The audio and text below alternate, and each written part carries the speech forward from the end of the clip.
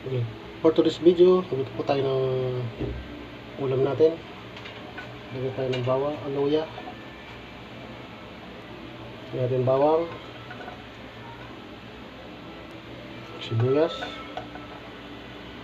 Lagyan natin itong ating isda. Ang tawag sa amin itong isdang ito ay sa Samar ay isdang hamurok. Hindi ko alam sa may dito sa Manila kung anong tawag dito ng isdang ito. Pero sa amin sa Samar, hamurok. At saka yung isa, bugaong sa amin. Lagyan tayo ng bawang ulit. Lagyan natin lahat ng aromatics. Lagyan tayo ng asin. Gawin tandurog. Lagyan tayo ng siling green. Maraming siling pula para mas masarap. Meron pa akong tira ng daon ng sibuyas kaysa masira. Ilagay na natin. Binagay itong pamintang buo. Lagay tayo ng konting tubig.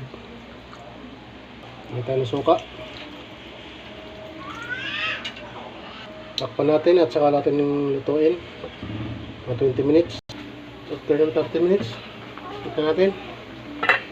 Tikman na natin kung okay na sa ating panlasa. Okay na. Yan, ito na ating pakso na isdang hamurok. Dito na lang muna. Maraming salamat sa panonood. Bye bye.